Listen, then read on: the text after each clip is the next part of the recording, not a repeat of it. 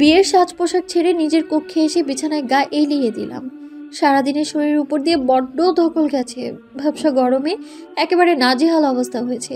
এদিকে উপরি পাওনা স্বরূপ আমার কক্ষের এসিটাও নষ্ট হতে হলো।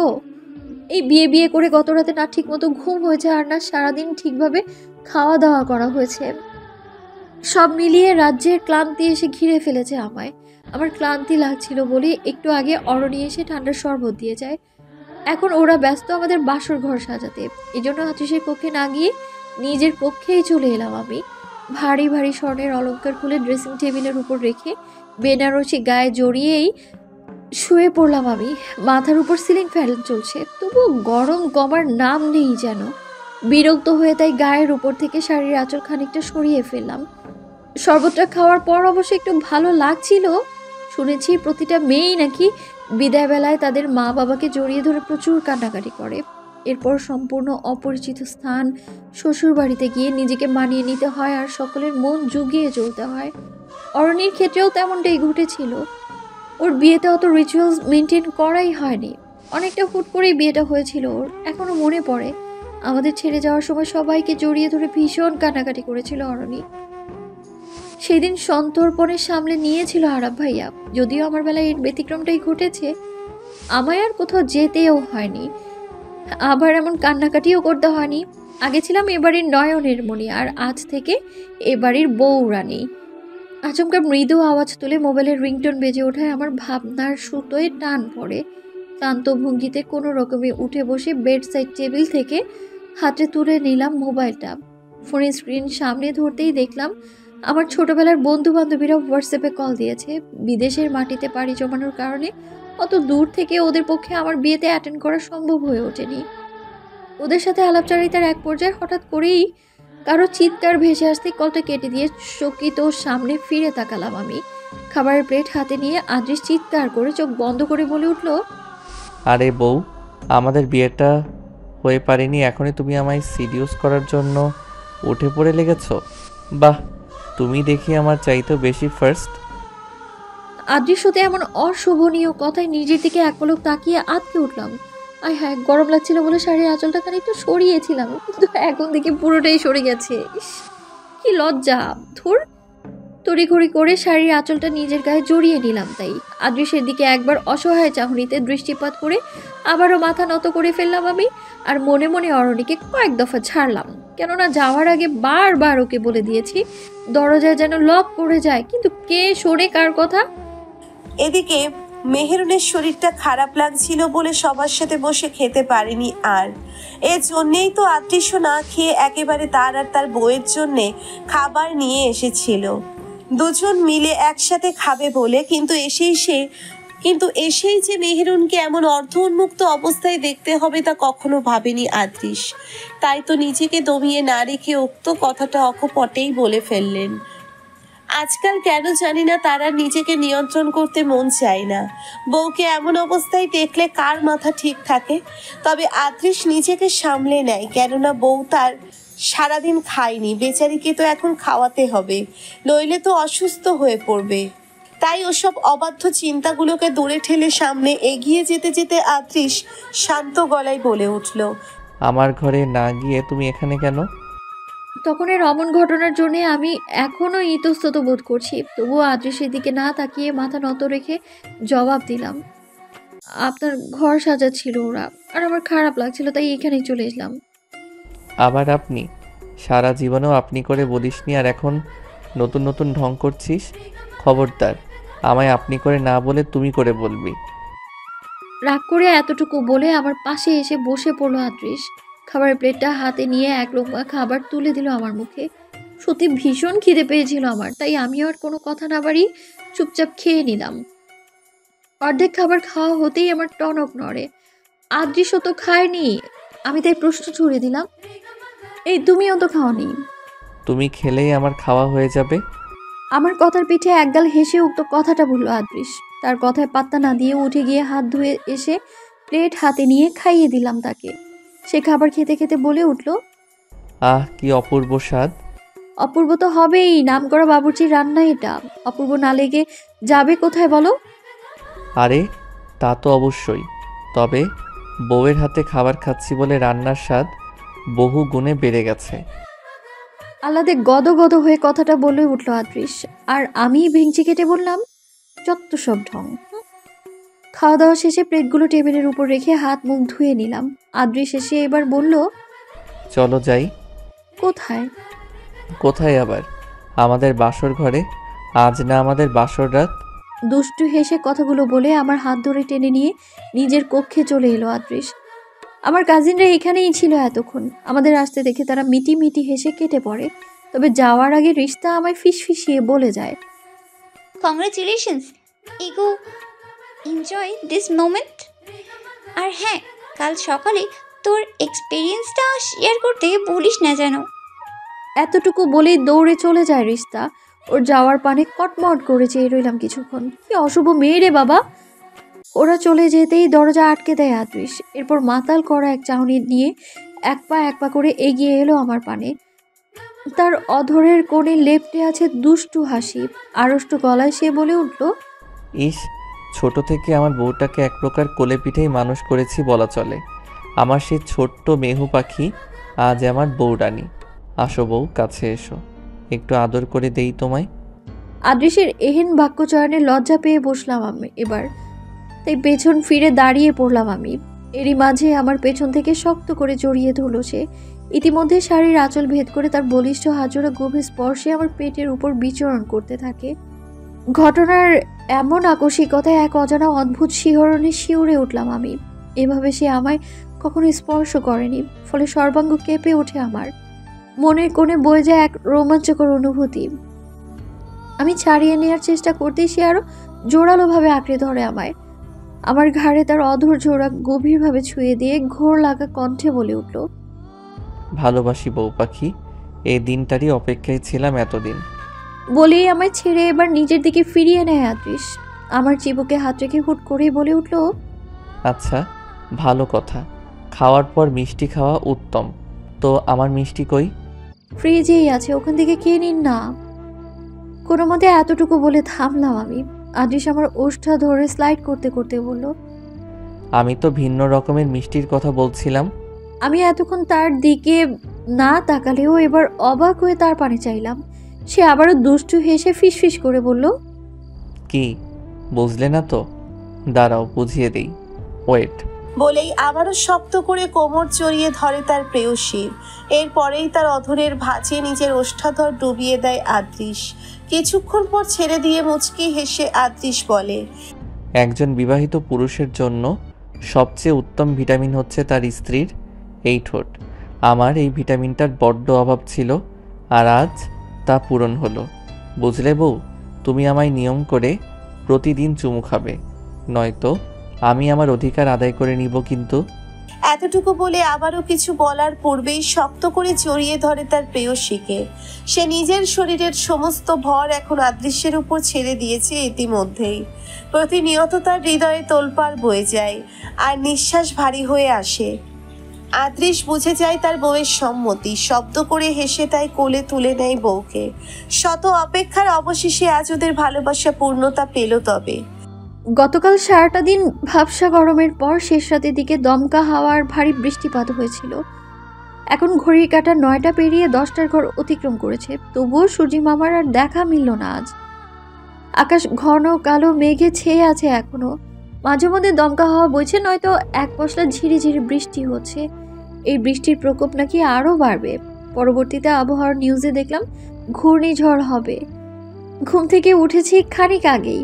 আজ সকালটা একটু অন্যরকম, কেননা আগে ছিলাম এ বাড়ির নয়নের মণি, আর আজ থেকে বউরানী, কত দায়িত্ব আমার উপর। কাল বিলম্ব না করে তাই একেবারে ফ্রেশ হয়ে রান্নাঘরের পথে পা বাড়ালাম। নিত্যদিনকার মতোই মা আর মামুনি যথারীতি হেসেল সামলাতে ব্যস্ত। আমায় দেখে তারা অমায়িক হাসলেন। কাছে এসে মামুনি আমার মাথায় হাত বুলিয়ে বললেন, কিরে, ঘুম ভালো হয়েছে তো? মামুনির কথায় মাথা নেড়ে সায় জানালাম শুধু। হাতে হাতে কাজ করার জন্য উদ্যত হতেই আমার হাত আঁকড়ে ধরে তিনি শাসনের সুরে বললেন, এই মেয়ে, একটা মাইর দিব কিন্তু তোকে। শোন, কোনো কাজ করতে হবে না তোর, যা ঘরে গিয়ে আমার ছেলেটার সেবা যত্ন কর। আর হ্যাঁ, নাস্তার প্রায় শেষের পথে। তো ডাইনিং টেবিলে খাবি নাকি ঘরে গিয়ে খাবি? ডাইনিং টেবিলেই তোমাদের সাথে বসে একসঙ্গে খাবো মামুনি, দাঁড়াও আমি ওনাকে ডেকে আনছি। এতটুকু বলেই চলে এলাম আদৃশের কক্ষে। এসে দেখলাম আদৃশ এখনো উবু হয়ে শুয়ে পড়ে ঘুমোচ্ছে। কয়েকবার ডাক দিলাম কিন্তু তার ওঠার নাম গন্ধ নেই। শেষমেশ উপায়ন্তর না পেয়ে বেডসাইড টেবিলের উপরে থাকা জগ থেকে কিছুটা পানি নিয়ে আদৃশের চোখে মুখে ছিটিয়ে দিলাম। এতে কাজ হয়। আর মোড়া ভেঙে চোখ ডলতে ডলতে ঘুম জড়ানো কণ্ঠে বলে উঠল, এত সকাল সকাল ডাকছো কেন? আরও কিছুক্ষণ ঘুমাতে দাও আমায়। আমি একবার দেয়াল ঘড়ির দিকে চেয়ে আবারও আদৃশের দিকে চাইলাম। আলগোছে আদৃশের মাথার ঘন কালো চুলগুলো টেনে দিয়ে বলি কটা বাজে খেয়াল আছে কোনো? উঠে পড়ো, 10টা ওভার হয়ে গেছে, এরপর খাবে কখন? আদৃশ তবুও উঠলো না। উল্টো একটানে আমার নিজের সাথে মিশিয়ে নিয়ে দাঁত কেলিয়ে বলল, খাওয়ার ইচ্ছে নেই এখন। আপাতত এই রোমান্টিক ওয়েদারে বউয়ের সাথে একটু রোম্যান্স করতে চাই। আমি এবার ধুম করে কিল বসিয়ে দিলাম আদৃশের বুকে। কপট রাগ দেখিয়ে বললাম, তোমার মুখে আজকাল কিচ্ছু আটকায় না, দিন দিন অসভ্য হয়ে যাচ্ছ তুমি।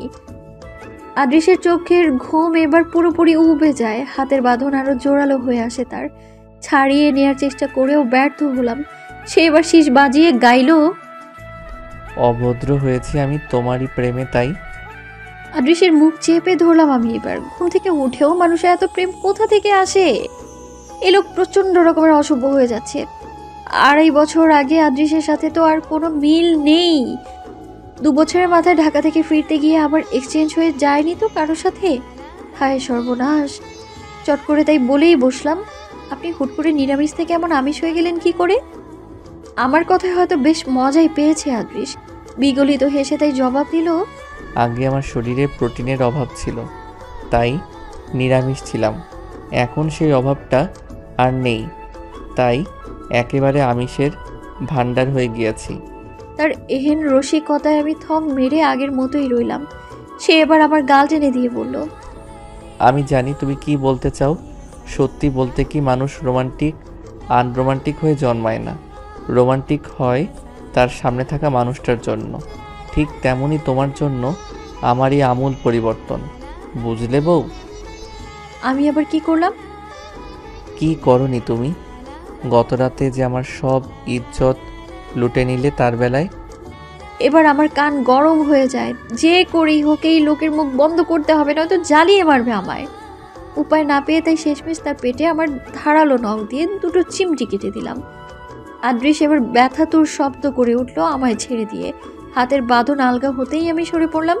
সে করুণ সুরে বলে উঠল, সারাদিন পর একটা ধলা ইঁদুরের বিয়ে করেছিলাম বোধহয়, নইলে কেউ এভাবে চিমটি দেয়? জ্বলে গেল রে বাপ। ইচ্ছায় তোর জামাইরে নিয়ে এত চিন্তায় থাকতাম। আমার জীবনটা তেজপাতা করার জন্য এই মেয়েই যথেষ্ট। এতটুকু বলেই সে ওয়াশরুমে চলে যায় ফ্রেশ হতে। আর এদিকে আমি তার এমন অবস্থা দেখে খিলখিলিয়ে হেসে উঠলাম। আমার হাসি শুনে সে ওয়াশরুম থেকে থ্রেড দিয়ে বলল, এখন যত পারো হেসে নাও, এরপর আমার থেকে ছাড়া পাওয়ার জন্য কান্নাকাটি করেও কিন্তু লাভ হবে না কোনো। তার এমন থ্রেটে ভয় পাওয়ার বদলে আরো জোরে হেসে উঠলাম। আদৃশ বেটাকে শায়েস্তার জন্য এখন অন্য বুদ্ধি উকি দিচ্ছে।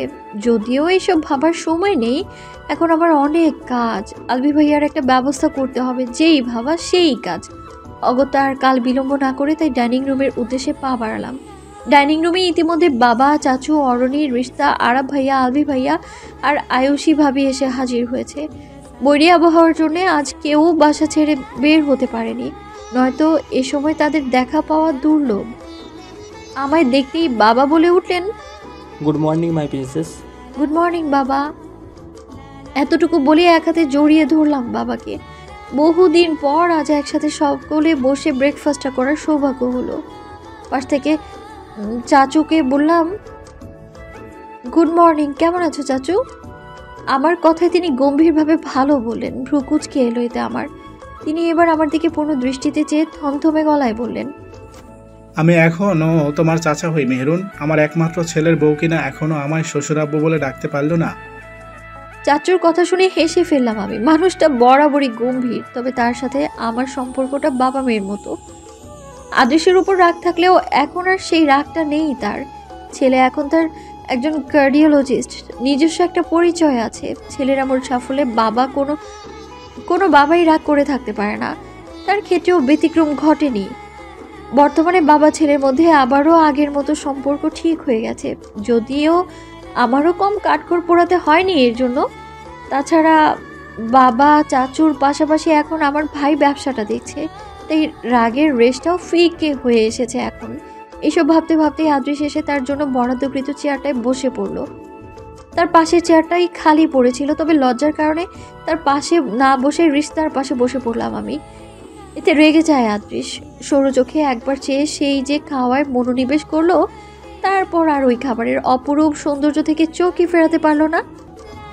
রিস্তার পাশে বসতেই রিস্তা আমায় ধাক্কা দিয়ে মিনমিন করে বলল, কি ব্যাপার, আতিশ ভাইয়ার পাশে বসলি না যে? লজ্জা পাচ্ছিস বুঝি? আমি আমার মতো নির্বিকার বসে খাওয়ায় মনোনিবেশ করলাম। রিস্তা পুনরায় বলে উঠল, অবশ্য লজ্জা পাওয়ারই কথা। আচ্ছা, তোর গলায় ওটা কিসের দাগ মেহু? রিস্তার কথায় আমার সম্বিত ফেরে। অতি সত্বর তাই ওড়না দিয়ে গলাটা ঢেকে নিলাম আমি। রিস্তা ব্যতীত ভাগ্যিস অন্য কেউ দেখেনি, নয়তো লজ্জায় আজ পটল তুলতে হতো আমায়। ওর দিকে ফিরে এবার দাঁতে দাঁত চেপে বললাম, এত দিকে নজর না দিয়ে দয়া করে একটু খা এবার, ওটা মশার কামড় ছিল। জানি না বাপু, আমারে তো আর কখনো মশা কামড়ায়নি, তাই বলতে পারি না। রিস্তা ভালোই টিপ্পনি কাটছে আমায়। চোখ গরম করে তাকাতেই ও মিয়ে যায়। এই মেয়েটার স্বভাব আর পাল্টাবে না বোধ হয়। অরণির মুখে এ নিয়ে কোনো কথা নেই, কেননা ও জানে আমি এত পার্সোনাল মেটার নিয়ে কথা বলাটা খুব একটা পছন্দ করি না। এই জন্যই ওকে বেশি ভালো লাগে আমার, যদিও কম যায় না মাঝে মধ্যে। মা মামনি যথারীতি সবার পেটে খাবার পরিবেশন করে নিজেরাও এখন খেতে বসলেন। যদিও আমি বার কয়েক বলেছিলাম, তবে মামনির নিষেধের কারণে দমে যেতে হয় আমায়। সবার খাওয়া দাওয়া শেষ হতেই যে যার মতো কক্ষে চলে যায়। বসে রইলেন শুধু মা আলভি ভাইয়া। এটাই মোক্ষম সময়, তাই আমি এবার বলেই ফেললাম, মা আমার তো বিয়ে হয়ে গেছে, এবার ভাইয়ার বিয়ের ব্যাপারেও একটু দেখো। আমার কথায় তারা চকিত ফিরে তাকায়। মা আমায় বললেন, হ্যাঁ তা তো ভাবতেই হবে, তবে পাত্রী? ওসব নিয়ে চিন্তা নেই, পাত্রী তো আমাদের হাতের কাছেই। মায়ের মুখের কথা কেড়ে নিয়ে চট করে এতটুকু বলে আয়ুষী ভাবিকে সামনে নিয়ে এলাম। আয়ুষী মাথা নিচু করে দাঁড়িয়ে রয়, মুখে তার রাটিও নেই। মা এবার গম্ভীর গলায় বললেন, নাম কি তোমার? বাসায় কে কে আছেন? আয়ুষী ভাবি নিচু গলায় জবাব দেয়, আমি আয়ুষী রহমান সাফা। আমার আপনি আয়ুষী বা সাফা যে কোনো একটা নামে ডাকতে পারেন। তিনকুলে আমার কেউ নেই বললেই চলে। এখানে হোস্টেলে থেকে পড়াশোনা করি। মা আর কিছু শুনতে চাইলেন না, আবার কিছু বললেনও না। যাওয়ার আগে শুধু বলে গেলেন, ঠিক আছে, তোর বাবার সাথে কথা বলে ভেবে দেখব। মা চলে যেতেই ভাইয়া এসে আমার হাত চেপে বলল, তুই আমার জন্য যা করছিস তার জন্য আমি কৃতজ্ঞ।